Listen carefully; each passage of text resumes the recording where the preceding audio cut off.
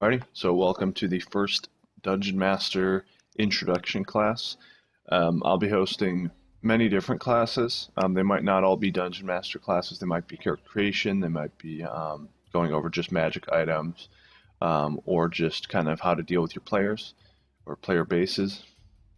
But yeah, so I'll just go over my outline that we've got here. We're going to go over an introduction, which will be my background as a DM. We're going to be going over what we hope to accomplish in this class. Everything that we're going to go over would be general rules, story building, integrating players, as well as loot and XP. Now, some of these might go on for a bit longer.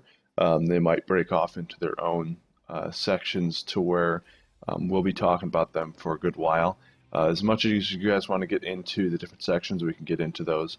But I think today we're going to go over general, we're going to hit every single point, but we might hit some a bit harder than the rest. So to get started, my background as a DM, I've DM'd 2 games for the Steelborn Legion right now. They were both homebrew games, Rotten to the Core and Throne Desolation. Now with both of those games, I focused a lot on RP and story-driven character development, as well as NPCs and factions. Those are multiple ways to get kind of rolling on your world, is to create a bunch of NPCs for yourself that tell a story and a bunch of factions that also tell a story. So I'm a DM that doesn't focus too much on the mechanics. I read through the basics of the rules and I use a design element to fill out the rest that's not filled out. And then I've played with players that are mechanic heavy, and they've stuck to my campaign because they like the story and they like that it's fun. I'm going to show you how you can keep mechanic players as well as keep RP players happy in your games. What we're looking to accomplish, during these classes is give you a stronger confidence to go in and DM your own games, to just, get out there, start inviting people to your games, and you hit home runs every game. We're looking to get that done, and a complete game, day in, day out, 3 to 4 hours, fully completed, whether it be improv or pre-planned, you'd be able to do it. So are there any questions before we get jumping into the general rules as well as the character creation side of things? Yeah, did Not anyone really. else lose screen? I think you guys both did. Let me add it.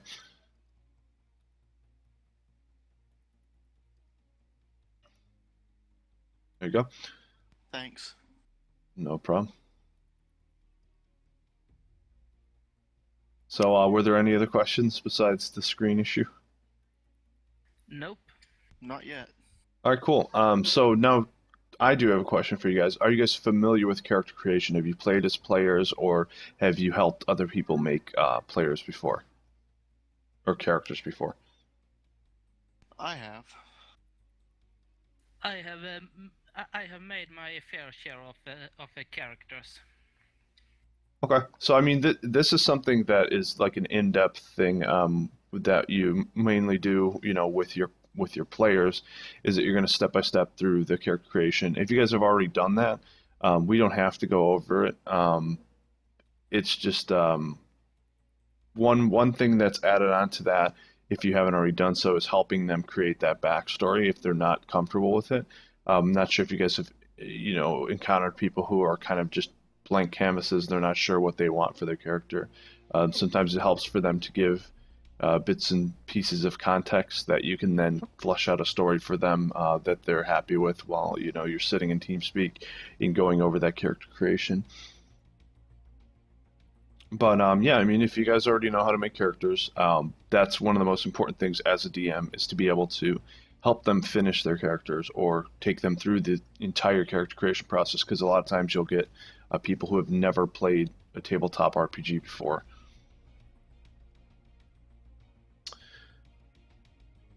And then I guess we can skip over that since you guys know that. Skills and ability checks. Skill checks and ability checks are really important in the games. They don't necessarily have to be combat oriented. A lot of times I will take players into the starting village wherever they're starting at, or into various dungeons, and just have them test their limits of their character based on skill checks and ability checks. Or it'll just be kind of just for fun. It keeps the story rolling. It gives them a chance to fail or a chance to succeed really good on those crits or crit misses. You get some funny outcomes with those. So it's definitely something that a DM should know how to handle or when to implement those. But would you guys say you have pretty much a grasp on those mechanics? It sounds like you guys have played as players for a good while. Yeah. Yeah, I struggled through a 5th edition campaign as a fighter with the Constitution dump stat was my first character. Oh, wow. That sounds fun. Yeah, it sounds like you were getting knocked down a lot.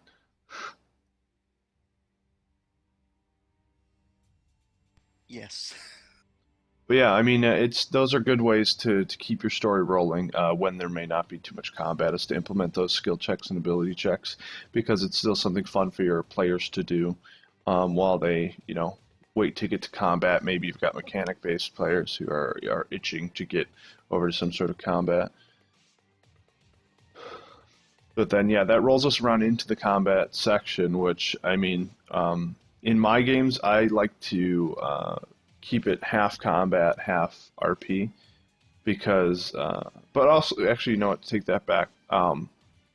It depends on your players. If you have players that are mechanic heavy, most of the time they're going to want combat. But if you have players that are RP heavy, they're not going to care whether you have combat or whether you have just a skill check, ability check, storyline. So if you have some mechanic players in your party and you want to keep them happy, it's good to kind of throw combat at them every once in a while. More often than not, the RP players will still have fun in the combat, but they're going to have a lot more fun if their characters are given the opportunity to do some RPing, during combat or just outside of combat. So you have to know how to balance those two things in there and keep both sets of players happy.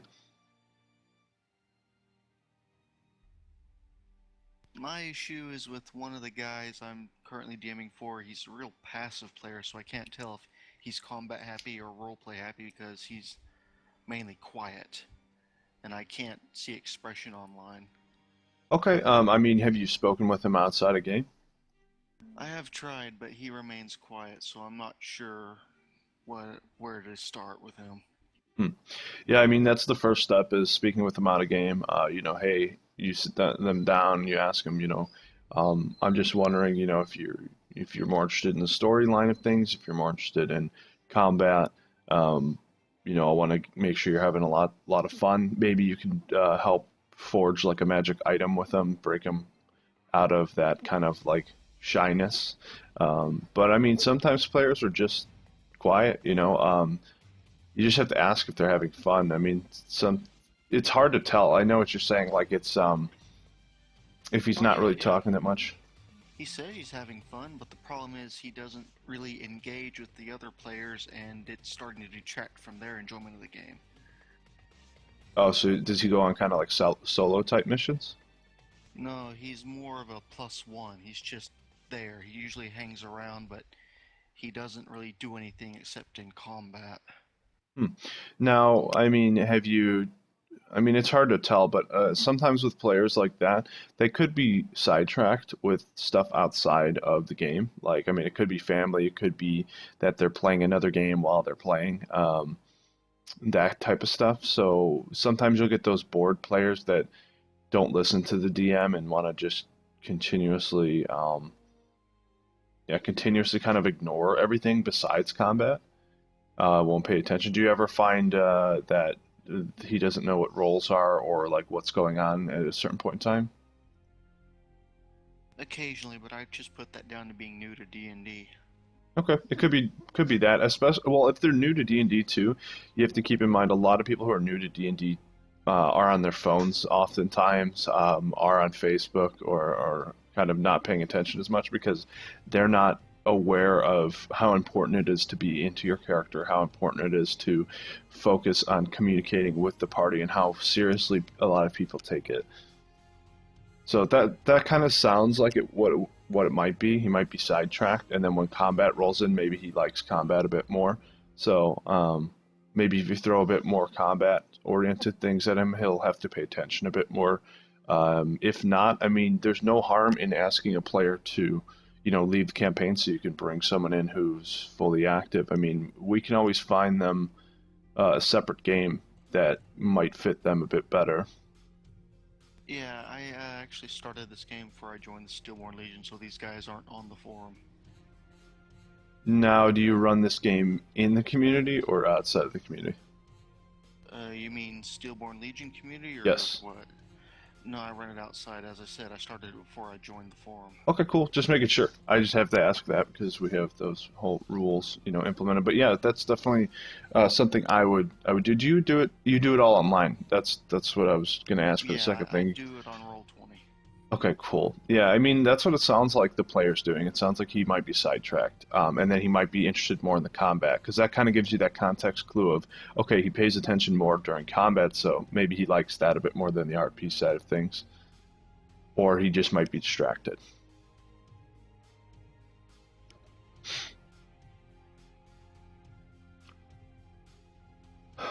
But yeah, I mean, combat, if you guys have played as players, you pretty much know the combat roles and, going after AC or spells and all that kind of dealio. You can still implement RP value into combat by breaking away and doing kind of like your NPCs have certain speeches, or your players can start off conversations mid combat, because everything happens really quickly. Sometimes people get stuck in just, I want to shoot an arrow or stab this guy until it's over. I would definitely refer people to Acquisitions Incorporated. Have them watch those if they like watching D&D. They do a good mixture of combat as well as RP. Especially during combat, they do a lot of RP. Or at least entertainment value. So it kind of gives them an idea. Yeah, I guess we could jump into story building. And let me hop into Roll20 for this.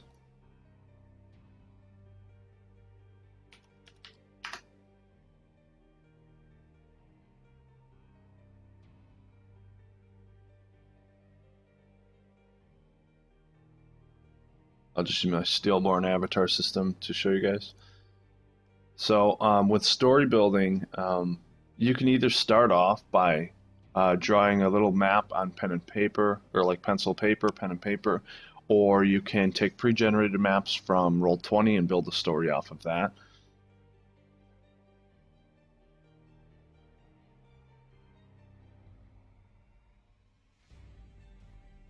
So as you can see with this one, I kind of just went through and sketched out real rough sketches of what I want around here.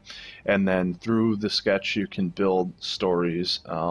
What I like to do is build kind of a place for my NPCs to live, and then build kind of the mainstays in that place. So like we've got a tavern, a fishery, an inn, a steel mine, a brothel in this sense. And then once those mainstays are built, you can add an NPC to each slowly. So have you guys had any experience developing NPCs, plugging them into different areas of your communities that you build in game? Very little. I have a sort of a finished town. Some a bit of a logging colony, and but it's not yet populated. It's more or less. I have an idea about the larger dynamics of the town, but I haven't really populated it. Okay. Yeah, with a lot of campaign settings, sometimes you don't really need to populate every single house or inn or whatnot. Um, you can pretty much populate what's important to the players. So, like, say they come into the center of this town, what do they go to first? Okay, let's see. During your game, you can improv it. You have a couple ideas in mind, just some general looks for your players. Maybe they have a scar on their face. Maybe they have a grizzly beard. Maybe it's a woman who has, two elven swords at her hips. Just taking those kind of descriptions and plugging them onto whatever type of character you want in there. A lot of times I will think, what is the history of that person? So I'll think like, what is the history of the person who's going to be like in the tavern, and then from there I will add those little contexts onto them. I can take the two elven swords at the hip, or the grizzly beard, or the scar, add all three of them, or only add one of them, and then from there you kind of develop their story as the players are questioning them or just hanging out in the tavern.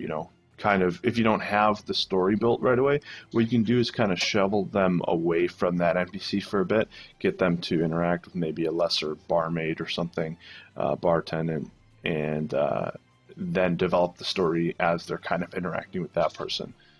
So you have to kind of know how to add small things to develop a story. And it's not all about dialogue, but dialogue is kind of important when players are speaking with your NPCs. So in terms of your logging camp, if you're looking at the bigger story and what's involved with that, and maybe they don't talk to as many people, or if they talk to people that are general just loggers, that's perfectly fine. They don't have to be anyone specific. You can have like an owner of the logging camp, and that's who they speak with mainly, or they just talk to general loggers if it's not like a very, very important place that they're going to get a lot of quests or a lot of story elements. Uh, what I've been thinking is something like the Kingmaker campaign. There is a Pathfinder their campaign called Kingmaker, which where the players basically start with a small settlement in the outskirts of civilization, and then they build build this up. Uh, that idea somehow got stuck in my head. Well, it's definitely a fun idea. That's what I'm doing, similar to the Steelborn Avatar system, where they start out in a settlement or a village and they work to gather materials to build it up to something greater. It's a lot of fun to do this type of campaigns. Send them out on individual missions to collect materials, have them talk with specific NPCs to garner more materials to build even further, or get better ideas on how to build their civilization. Definitely really cool implements in that. I would definitely send them out on missions and quests, and basically get them away from town so you could build the town up a bit more based on like the loggers who are maybe working there while they go away.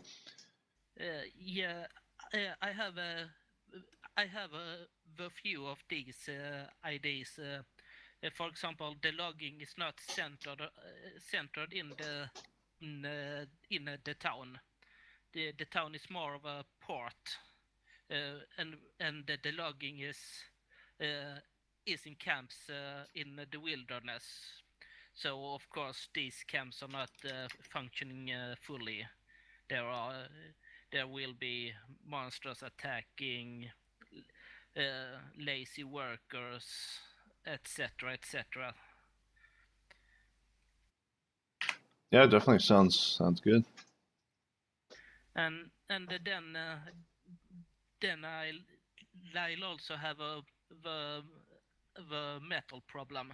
Uh, Basically, the colony does not produce any metal, uh, and have to import everything. Uh, so securing your metal source is so is of high importance. basically, as soon as with a metal source of their own, it will be a lot cheaper to get anything in metal done. Yeah, definitely. Well, yeah, it sounds like you have a backstory ready to go for those players once they get into it. I mean, you got stuff to grow off of, to improv off of. So that's definitely a really important thing to have when you're a DM. So, Yeah, yep. I I was was thinking of starting these quests on a quite mundane level. No big dragon threatening the world. No evil wizards casting doomsday spells. Oh yeah, It's definitely.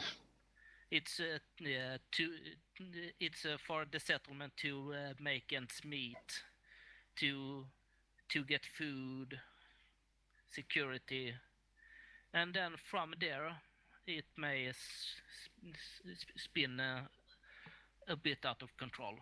Yeah, definitely. That's a great way to start it, especially if they're level one. You know, you don't really need too much magic. You don't need too many fantastical things going on. It can be just mundane tasks, you know, bringing wood to the loggers, you know, collecting wood from the forests or whatnot, you know, and then they're like, man, I really want to get out there and adventure.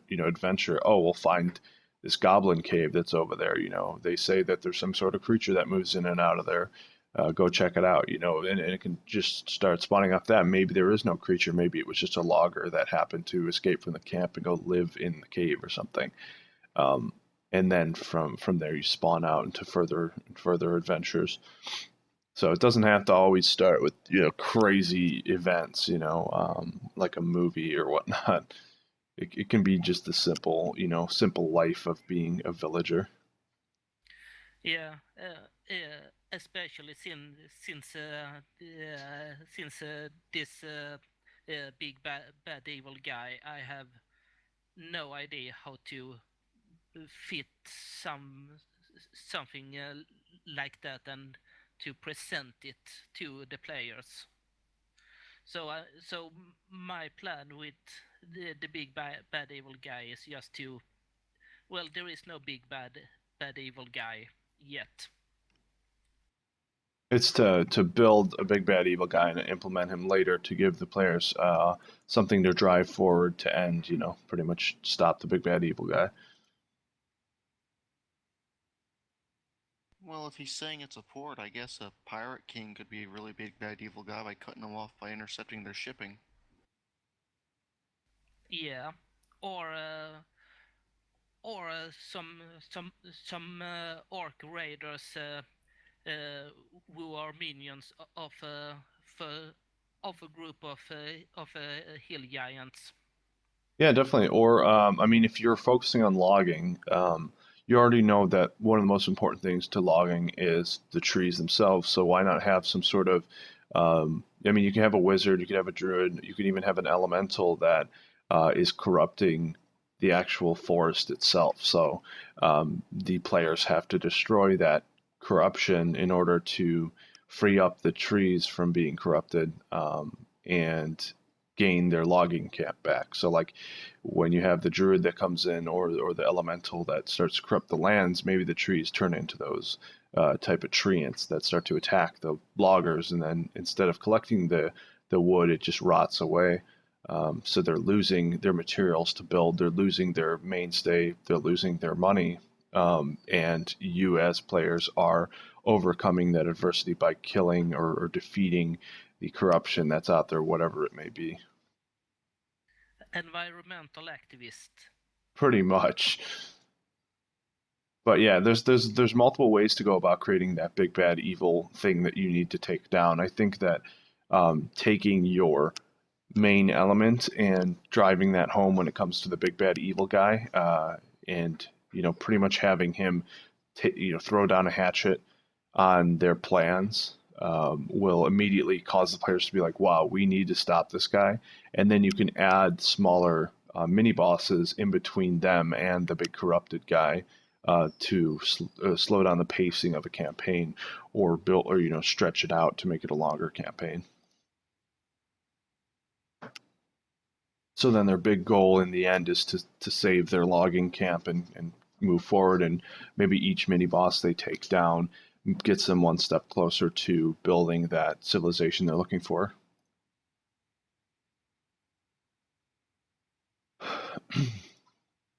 But yeah, let's get into developing a story off of just a map that you find on Roll20. So like I just found this random dungeon map by typing in dungeon under maps. Now I don't have a story built for this yet, but easily from seeing some of these images and the numbers and whatever colors they have on here, you can develop a story. Now, I don't know if you guys have ever done this, but I'll take a map and I'll be like, okay, what's going to be in here? What is this place? And then you'll go step by step and kind of add different things in the rooms. As you can see, there's already drawings in here that I didn't design myself, but they probably had an intent for them when they did this. And you can see the numbers start kind of lower over here. I don't know if that's a 1 or a 5. It looks like a 5 to me, but oh, 1, okay.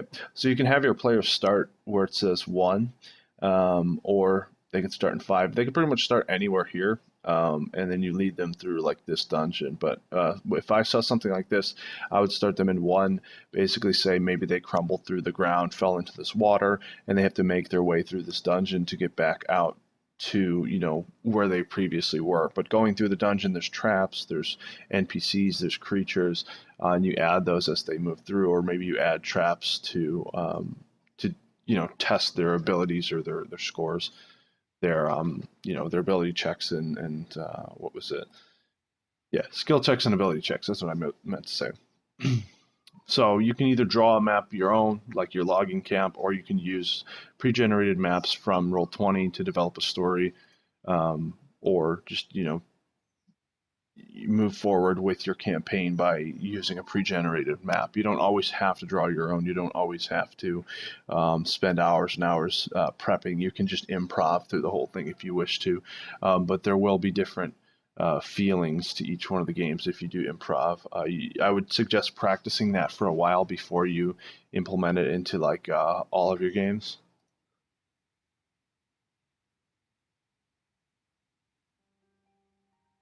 So, but yeah, I mean, do you guys have any questions about like improving on a pre-generated map or anything like that? Or improving in general? How do you generate rumors? I've got a rogue in one of my campaigns that's wanting to just go around listening to people to find plot hooks. So generating rumors. I like to focus on my NPCs and factions. So what I do is build general, kind of like a general outlook in my world. I don't know what you have in your world yet, but if you have factions and factions that are at war with one another, you already have one plot point to what the rumors can be. Okay, maybe there are rumors going around about war. Or what does war relate to? Okay, war relates to maybe someone taking over power. So kings, queens. You can generate rumors based on the king and queen. Oh yeah, I get that. My main problem is that information travels at the speed of ship, basically, and there haven't been any new ships in since the last time he actually tried this. So I'm not sure how to make anything new. I mean, I don't know how much magic is in your world, but I mean, you can implement magic carrier pigeons, even some sort of aberration that speaks rumors, maybe some sort of corruptive aberration is floating around, spreading rumors into the minds of people when there aren't rumors that are actually true, or they're just trying to cause inner quarrel, Wherever the players are at, you can just have rumors based on that. Because if there's no rumors coming from overseas, from ship, it has to be local rumors then, whether they're in a town or a small settlement, So if there's like a baker that's in the town, oh, maybe the baker's putting poison into the bread. or if there's a blacksmith, he's been cheaping people out on iron. He's been replacing it with like copper or something and making the weapons weaker, thus, causing people to lose their lives. So just use what you have around you and just create rumors that either instill some insight into the rogue or the people going to ask them questions or investigate things.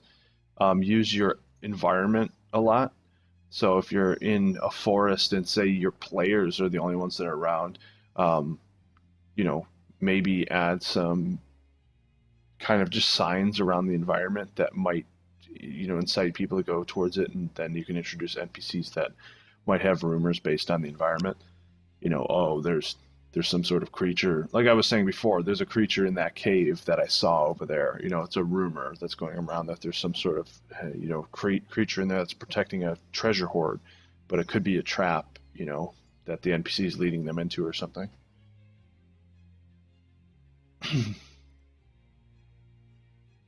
So yeah, you pretty much have to use whatever developed story you have and then build little by little rumors that could fit into your world. And I like to use NPCs, factions, as well as the environment to kind of generate those rumors on the fly.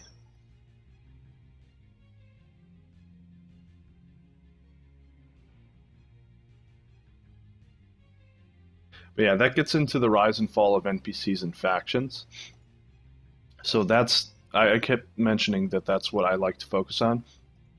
It really helps my stories drive, as well as get the players involved. So in my campaigns in particular, I'll draw out maps and boundary lines, and in each one of those boundaries, a faction has hold of a certain piece of land, and two factions will be fighting with each other, or two factions will be helping each other, and based on if the players decide to help one of the factions, they will push the other one out of that territory, thus gaining the advantage for another faction. So essentially, it's risk.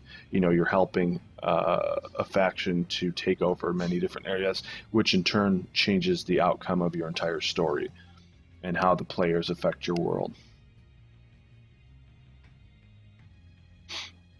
And then with NPCs, what I'll do is I'll develop a starting point for them. So say one of my examples, I have a paladin or a leader of a paladin order who basically invites the players into their temple, and he needs help in defeating a necromancer or a warlock.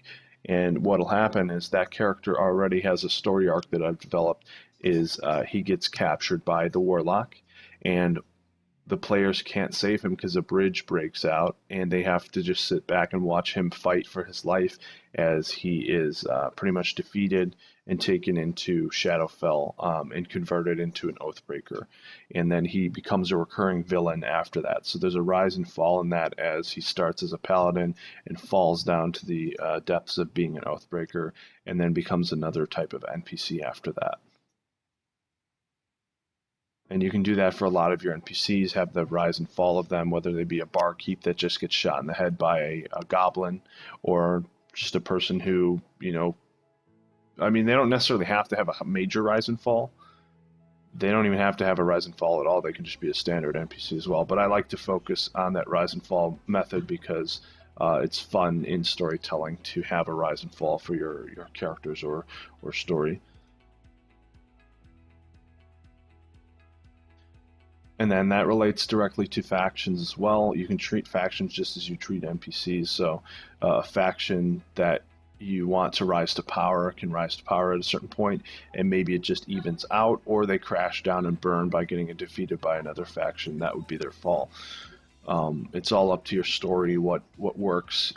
Every rise and fall creates a new area for story to develop for your players, and keeps your campaign running smoothly and moving along and changing, keeping things in a nice sense of variety.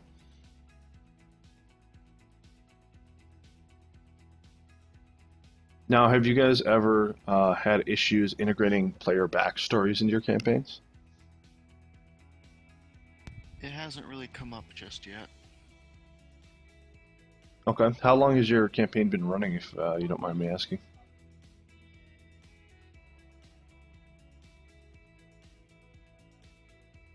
About 3.5 months. Hmm. Okay. I mean, have they gotten pretty far in the world that you've built? We only manage about 2 hours a week, so no. Okay. All right. Well, that makes sense then. I mean, yeah, it doesn't. You don't actually. I mean, it's up to the players really if you want to implement their backstories. A lot of my players like for us to implement backstories. So what I'll do is I'll kind of, I'll read through their backstories and then I'll develop NPCs based on how they're related to the players. And then I will put them in certain areas of the world which I think they would be at that time. And then I will have them pretty much surprise my players as they go through the game, and I'll name drop someone, and hopefully that player knows enough about their own backstory that they will be like, "Oh my God, that's Jim Joe from my backstory, and I need to react to him this way."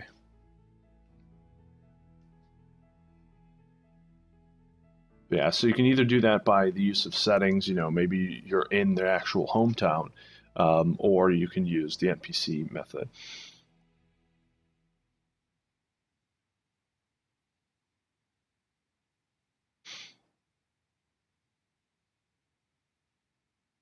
Okay, I guess we can move on to loot and XP. So, with items, what I generally do is, I am a huge fan of just using the books, for items, but I also do like to sit down and homebrew a lot of custom items.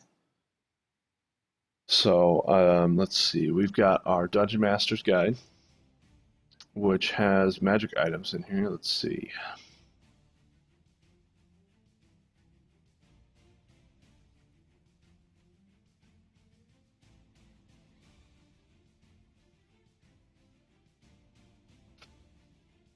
So they do have a lot of magic item tables that are really good. So like, magic item table B right here, you've got a D100 to get a bunch of different things. And these aren't, some of these are really good things, some of these are not. What I'll do before certain sessions is I'll roll a couple D100s on this table, get some items together, put them off to the side, and then as we're playing the game, I'll put them in certain areas that people may or may not look in, and then if they happen to go look in a certain crate or a jar that's sitting up on something, maybe there's something that is there. Or if they see the alchemy jug, like if they don't necessarily know what the alchemy jug looks like as a character, it might just be sitting in the corner of the room, and has a bunch of corks in it, and they just happen to walk by it because they just think it's just a normal jug. So there's a lot of things you can put in plain sight that are magic that they might not necessarily know about, or even try to look into. But you'll have it there for them to take, or at least try to take.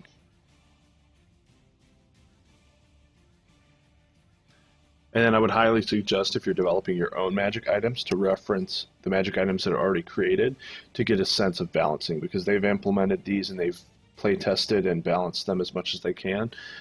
Some are still unbalanced, but that's where they keep adding addendums to the books and changes, and then update the entire system as a whole.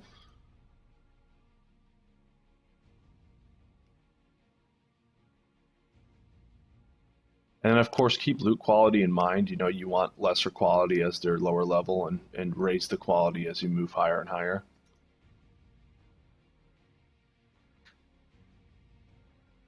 So you're not going to necessarily give a level 1 or level 2 like an entire suit of plate armor right off the bat, unless you decide to give everyone pretty much just plate of suit armor. I mean, a suit of plate armor, not a plate of suit armor.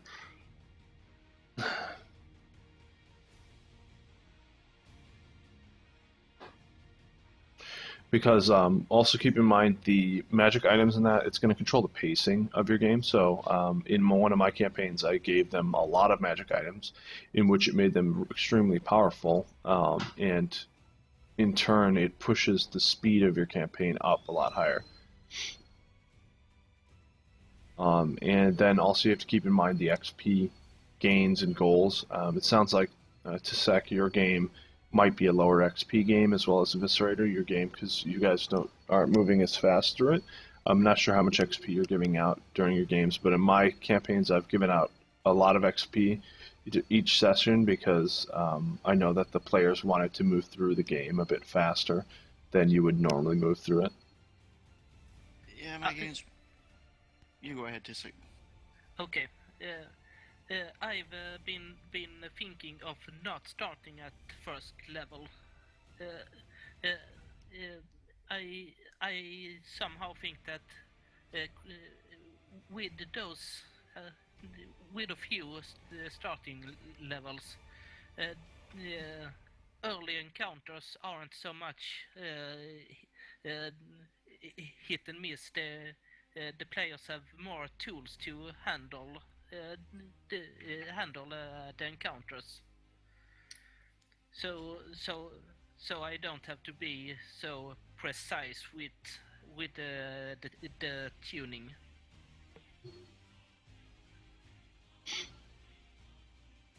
Yeah, definitely. I mean, but yeah, just keep in mind the campaign pacing. That's what you want to go for. Either make your game slower or make it faster, or make it a good mixture of both, depending on how your players are feeling that week. Maybe you want to adjust it, but you also don't want to get stuck into, oh, I just want to make my players happy, so I'm going to give them all the XP in the world. You need to let them know ahead of time, hey, this is how the XP is going to be handled in this game.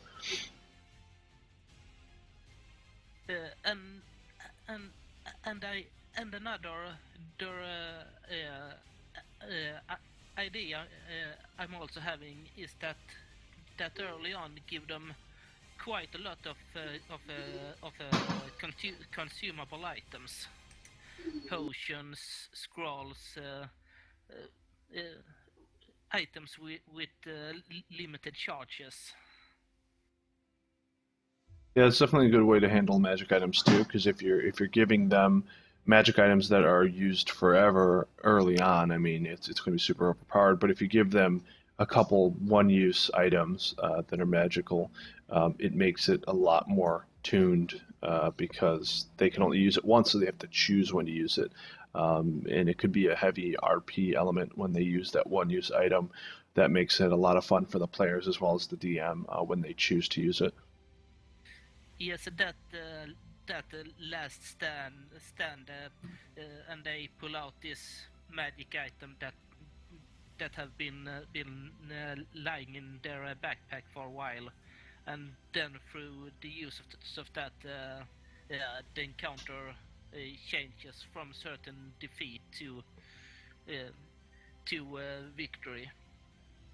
Yeah, exactly. It gives the story a bit of a boost where it might not have that boost. Like if they're being beaten to a pulp and then your player pulls out some sort of one-use magic item that helps them out of that hole, it would be definitely a cool story for them to tell for years to come.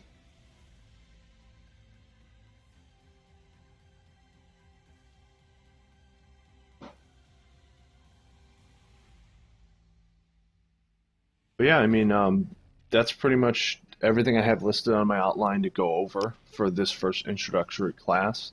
Um, I mean, it's just going over the basis of what it means to be a DM. A lot of it's focused on story building, NPCs and factions, in my sense, trying to integrate player backstories, working on the general rules to understand how mechanics work, whether it be skill checks, ability checks, or combat itself, um, and then knowing kind of how to pace your campaign and what to give players at a certain time, how to manage your magic items, whether they be one use or multiple use or infinite use, what their recharges are, all that kind of stuff. And a lot of that can be learned by just reading, you know, what the magic items do. But improving is a really important thing.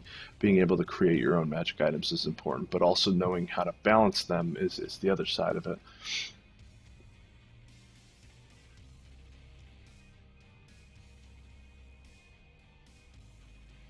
Yeah, speaking of balance, how do you adjust the difficulty of encounters when you introduce magic items? Do you just sort of cut and try as you go, or?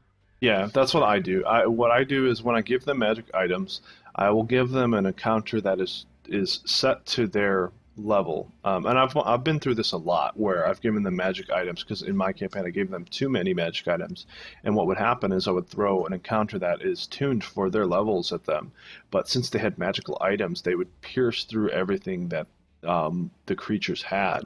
And it would make it seem like that encounter was nothing when it was listed as like a hard encounter or something.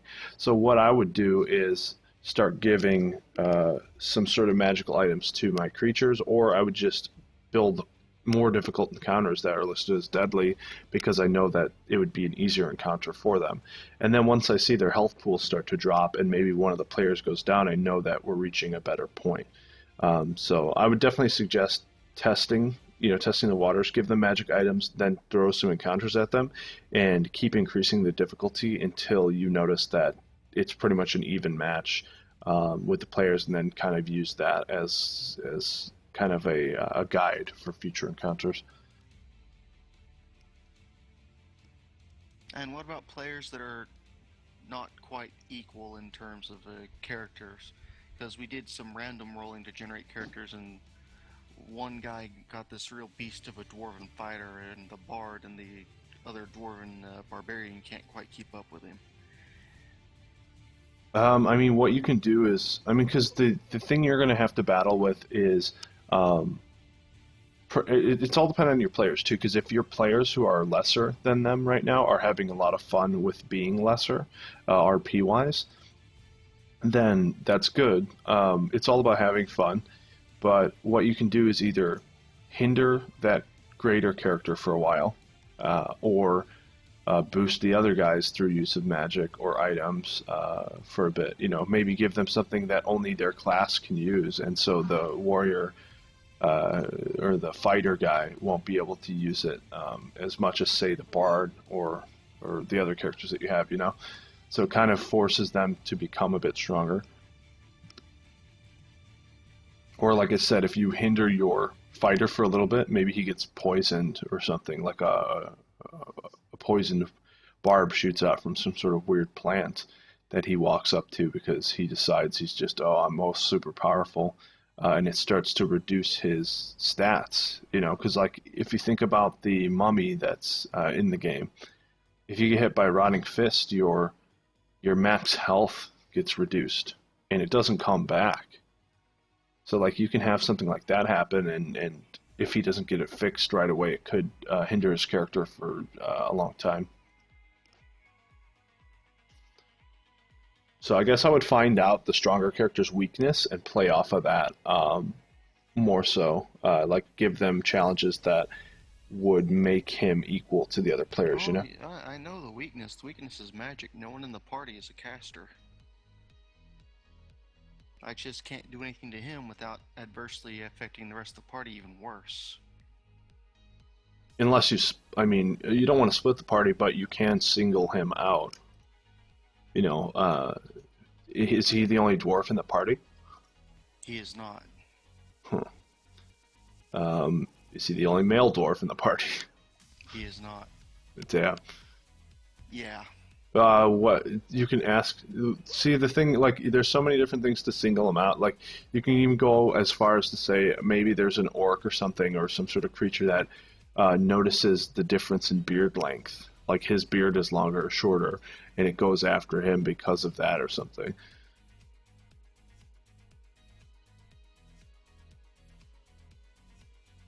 So I mean, there's just a bunch of different ways to go about kind of evening the playing field or leveling the playing field. It's just kind of how you want to go about it, and you need to make sure that everyone's still having fun at the same time. Uh, the easiest way to do that without harming, like I guess the fun of the powerful player would be to just boost the other guys up a bit for time being, whether it be by magic or some sort of fruit that they decide to eat because they're resting somewhere, just those type of things, and give them a bit of boosts to their power. Maybe not their stats, but just in general their power.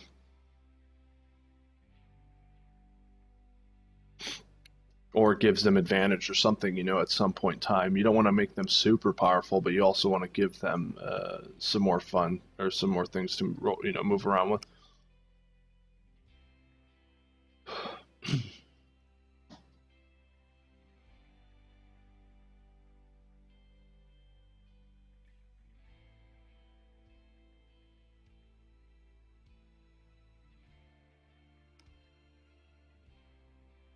All right, well, did you guys have any questions on anything that I went over? I mean, I know we didn't get super in depth into certain things because you guys knew a lot in terms of like character creation or skill checks and combat, um, and loot. I'm pretty sure you guys are kind of familiar with the loot because you guys have played for a while.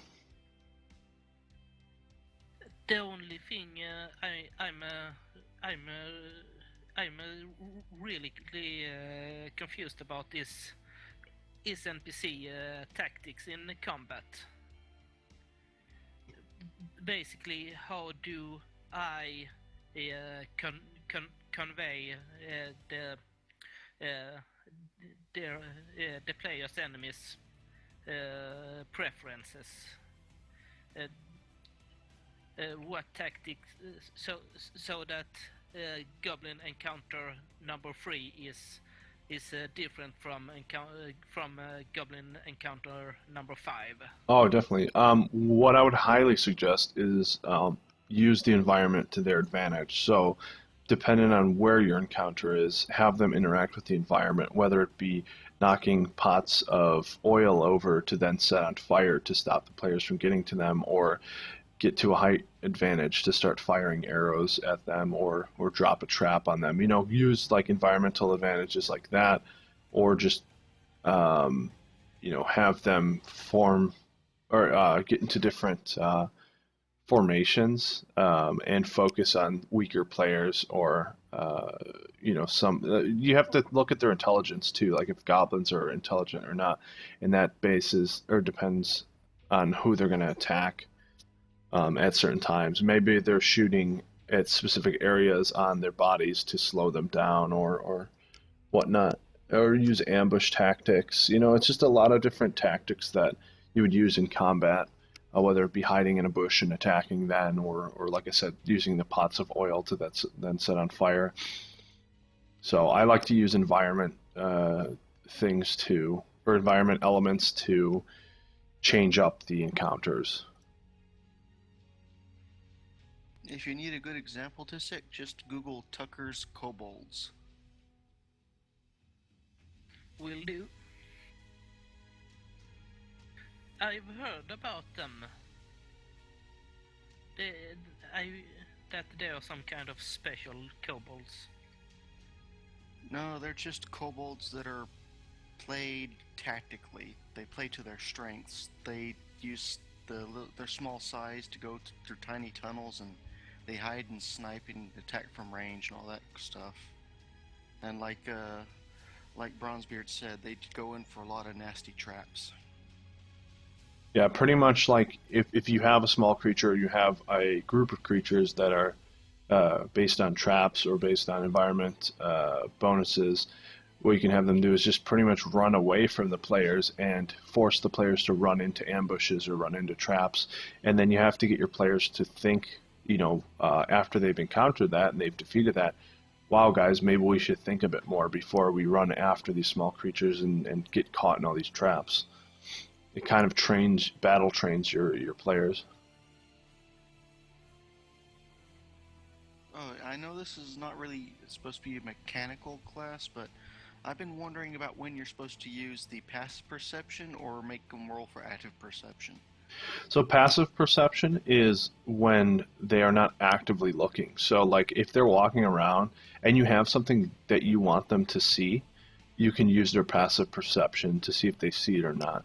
But if they're like, hey, I want to go into this forest and I'm looking for like mushrooms, like, okay, then you roll.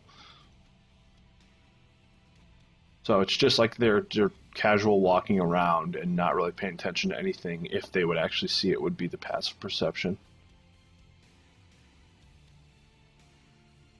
Like those traps in combat. When the players aren't looking for traps, then it's the passive. But once they start looking for the traps, you get them to use their Yeah, active. exactly.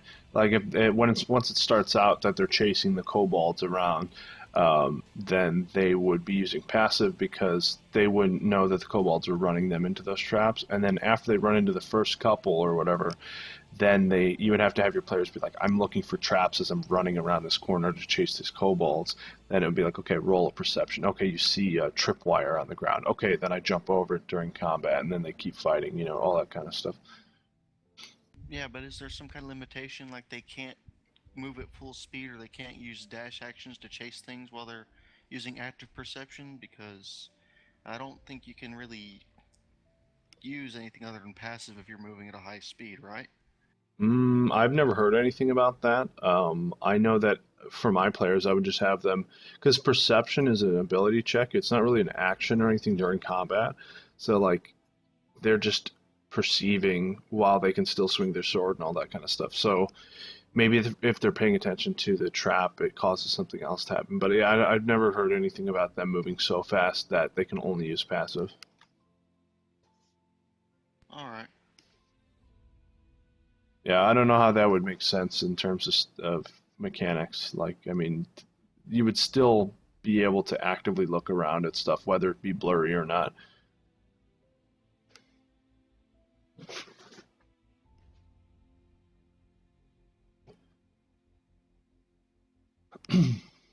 Yeah, that's what I do like about 5e is there's a lot of stuff that's vague to allow for the DMs to kind of integrate their own stories. Yeah, it's a good system. It's just not so good for starter DMs. I wouldn't necessarily say that. I think that it's perfectly fine for starter DMs. All they need to know is that, I mean, I think it lists it in the book is that, you know, you pretty much can fill in whatever blanks you want, that nothing is pretty much set in stone. So when it tells you, I mean, they've had their stuff written out perfectly fine. There's stuff that'll say, oh yeah, you know, it does this, this, and this, but it doesn't necessarily say how long it runs for. Like you were saying, what is it, the bag of tricks, was it? Yeah. Yeah, like how long certain things last for. Like how long does the creature last for? Well, that's up to the DM. Do you want the creature to stay out there forever? Do you want it to only last for an hour? It's all based on your worlds.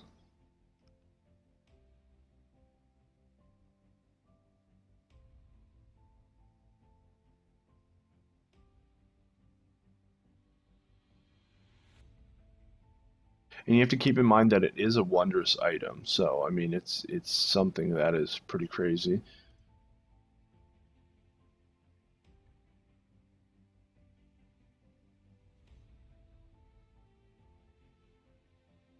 But yeah, I mean, I like that it's open to interpretation. And for newer DMs, I mean, if they don't know it and they just ask questions and they're like, oh, I don't know if this is supposed to last forever or last for an hour, then, you know, they can kind of just determine it what's fun for them, you know, as newer players or newer DMs.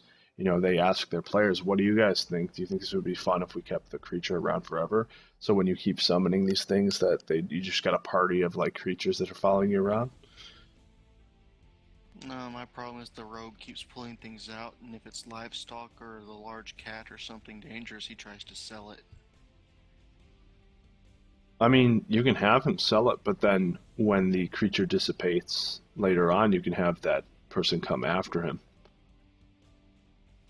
Or that the bag have a certain number of creatures. It does have a certain number of creatures, but the deal is he didn't start doing this till after it's established that the animals don't go away.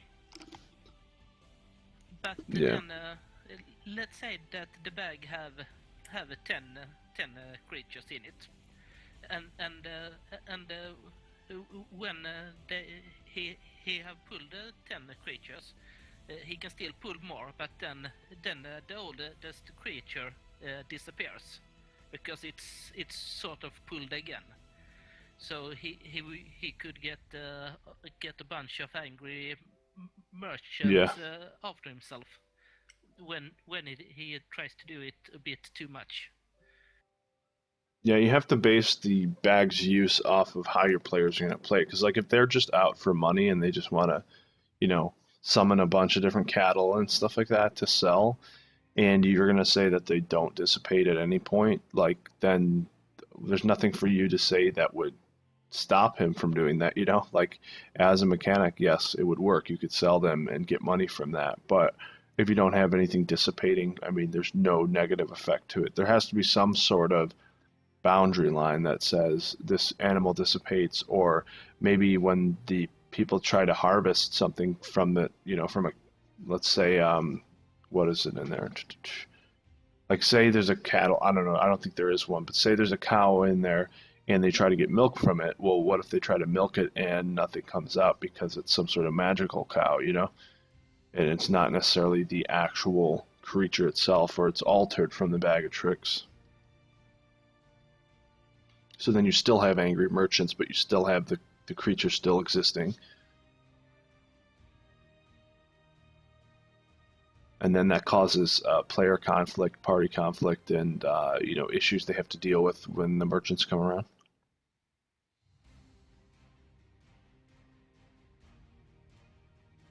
Or have something happen to his bag of tricks. I mean, that he doesn't have it anymore if it's becoming a big issue.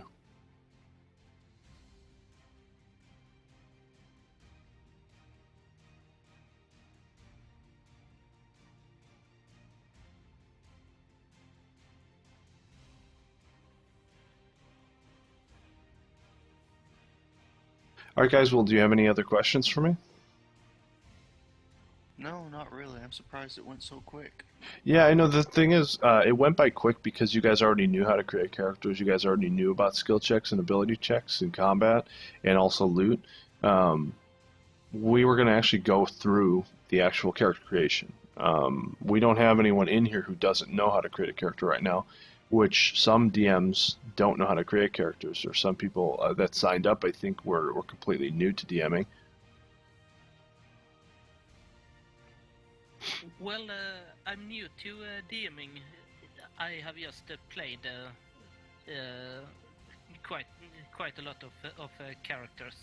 Yeah, definitely. And if you've already created characters, I mean, that's what you implement, and that's what you bring to the table as a DM, is that, hey, I've played as characters before. This is how DMs have worked with me to develop those characters, so you can take that experience and kind of work your own DM style out. But yeah, these classes are to go over kind of just general outlooks of how I DM, add questions into the mix, kind of go over story creating, improving, all that kind of stuff. We can have maybe in another class session where we actually sit down and we go through an improv session where we get together and we kind of throw ideas out there and then play off one another's ideas to work on our improv and all of that. And of course, you guys can suggest what you're looking to get out of these classes too, and then I can add them into it. Stuff that you're not familiar with, stuff that you want to learn about, whether it be from a player standpoint, player standpoint, NPC standpoint, faction elements, world building, all of that kind of stuff. Maybe even just monsters in general.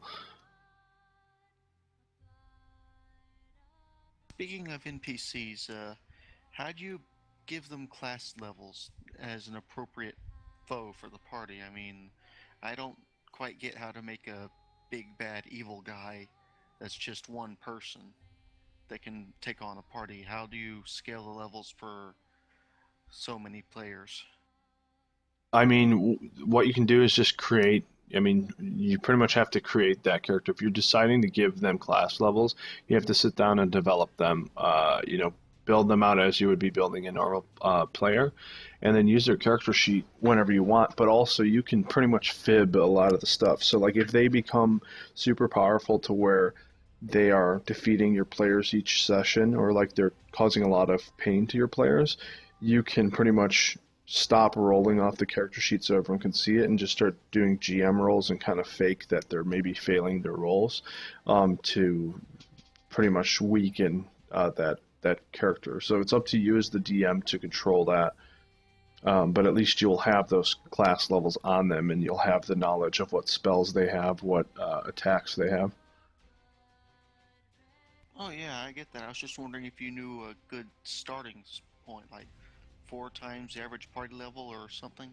It depends on what power level you pretty much want to have. If they're meant to be defeated fairly easily, I mean, it'd be probably like 2 times. I mean, I wouldn't even do 2 times. Like most of the time, I'll just do like a level or two above what the party's going to be, and then I will have them encounter that NPC and maybe try to defeat them. But if you have 4 times the party level, like I don't know if they'll be able to defeat that because the challenge rating goes up each level you put on them.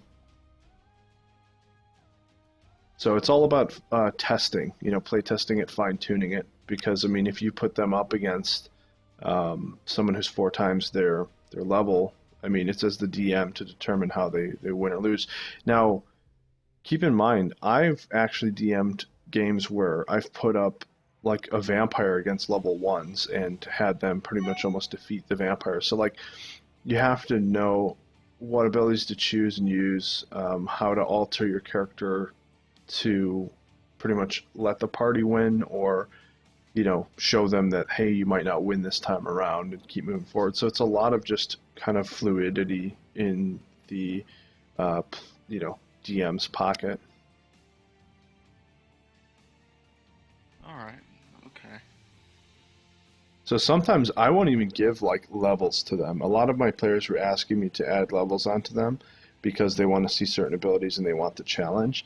But a lot of times I won't even bother with levels. I'll just add cool abilities I've created myself and have them do, and then it'll either hurt the players a little bit just to show them that this guy means business, or it will cause them to hurt a lot, which will show them that, hey, you're not going to defeat this guy right now. Yeah, I just had an issue with one of my players coming from 3.5 with the whole caster supremacy thing, that I'm trying to convince him that martial and physical characters can actually be a threat worthy of a adventuring party.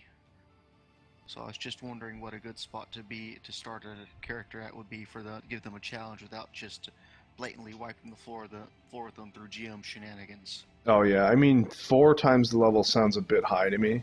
I would probably do 1 or 2 levels above them maybe. Alright, I'll see how they do against a frenzied Warforged Berserker then that's level 5 or 6. There you go. And then if you notice that Berserker is having some trouble, then maybe you can bump the level up a bit more. I wouldn't start too high, Yeah, double frenzy or something. Yeah. That sounds cool. I mean, a Warforged, crazy Warforged dude, sounds pretty cool.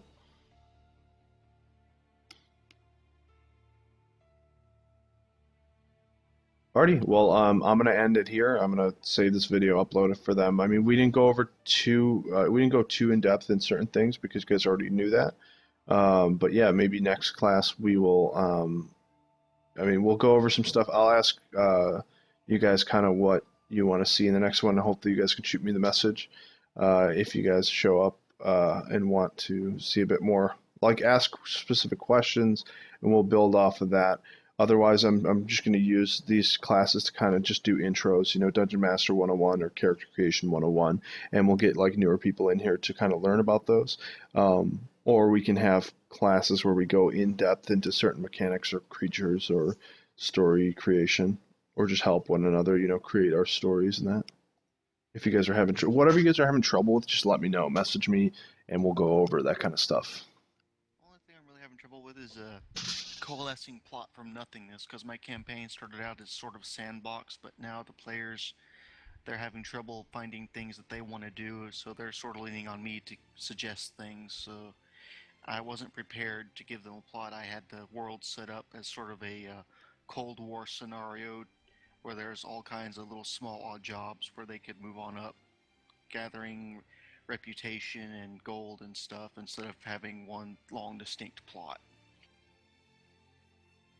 Yeah, definitely. I mean, you have to go by what your players are looking for. If they're looking for a distinct plot, maybe you should move more towards that.